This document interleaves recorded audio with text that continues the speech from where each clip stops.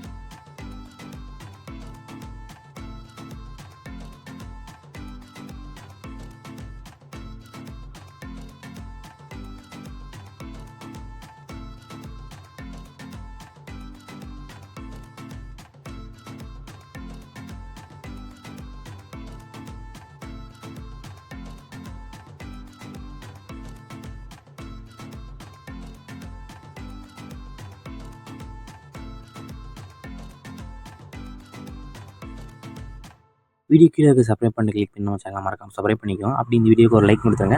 அடுத்த வீடியோ பார்ப்போம். நன்றி.